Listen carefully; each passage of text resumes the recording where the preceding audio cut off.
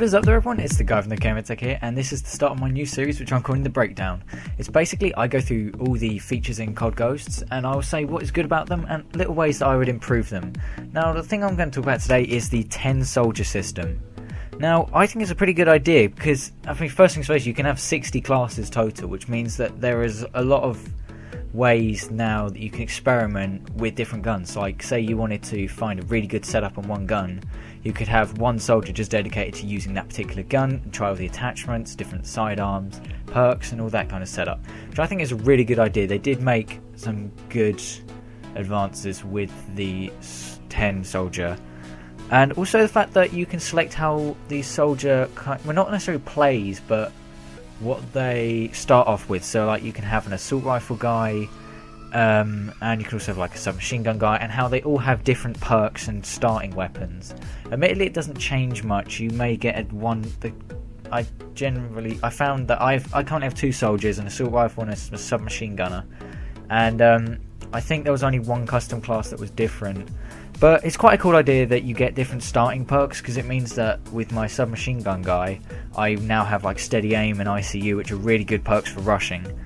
And that is, in my view, quite a good feature, because it gives you a head start, and it means that I wouldn't have to like spend squad points to unlock it, or have to wait till like rank 38, I think it is, to unlock steady aim normally.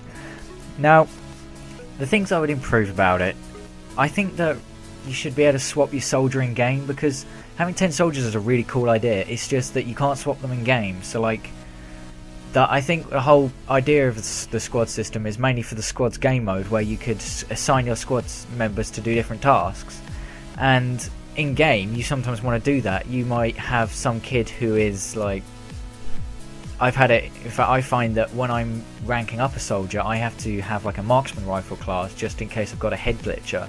But if it was a case of you could swap your soldier in game, you could have one soldier that does marksman rifles, one that does submachine guns, and you could swap it between games, because that'd be a really cool idea.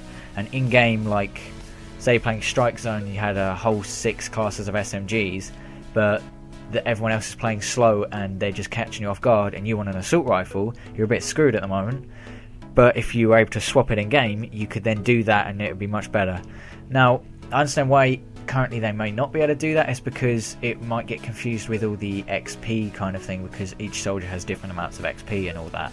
Now, the way they could get around that is kind of almost doing it like Battlefield, where you've got the 4 different kits which each earn their own XP. That would be the way they'd have to do it, where they'd have to kind of like make it so you could use it anyway. But currently, like, it's not. I would not expect to see them implement something like this into the game. I doubt they'd even watch this anyway. But it's just an idea that I thought would be quite cool. Being able to swap soldiers in games would be a way to improve this current system, because I think the idea of the 10-member squads is a good idea. Now, the next part of this is also squad points. Now, what is really good is there's no restrictions for what you want to have, and you can get it whenever you want. So I could like make a class and I could buy the honey badger straight away. If I'd signed my guy to be a sniper, I could go and buy a honey badger if I wanted it. And if I had signed a submachine gunner, I could get myself an M27 IAR if I really wanted to, which is really cool, because it means that you can have any gun or any perks as soon as you want to. You can always just rank up and unlock the perks. You can't do that guns, unfortunately. Guns you have to buy with squad points. But with perks, you don't actually have to use your squad points. You can just be patient. I find that in real life, I'm actually quite good at saving money, and I found that really with squad points, you could almost call me a squad point whore. I rarely spend them, and I've probably got about 20 squad points left over at the moment, even though I've got 2 soldiers, both with 6 classes.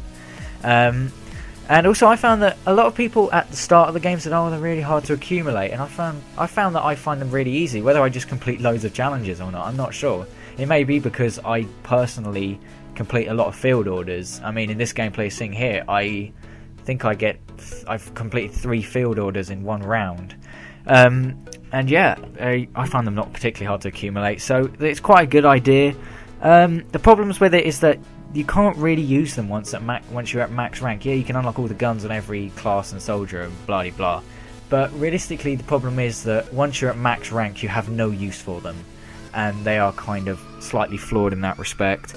And also with gun attachments, I prefer kill unlock. So because it gives you more reward for using a weapon. So like I understand why they implemented the whole squad points you use to buy things, because then you can like, if someone's doing something cheesy, you can counter it just by buying an attachment or something like that. But I prefer you getting a certain amount of kills to unlock an attachment. It feels more rewarding, and also it creates more gun diversity in what people use, because right now you see a lot of honey badgers, MTARs and AK-12s. They're the main guns you will see, and also a USR sometimes. And it's a case of, because you can just buy whatever guns you want, everyone just goes straight for the guns they know work really well, which is one of the good parts of squad points, because you can get what you want earlier, but at the same time it adds less like weapon diversity, because people don't use most weapons because they don't like them. Whereas in past games you would have to use the weapon a lot to master it, which in turn gave you like a little reward for it, and meant that some people would experiment with classes, but right now they don't, which is a slight issue. I personally like to experiment, but that's just me. Anyway guys, I hope you've enjoyed. Please leave a like if you've enjoyed this, and stay subscribed if you want to see how the rest of the series unfolds. This is the guy with no game attack, and I'll see you in another video.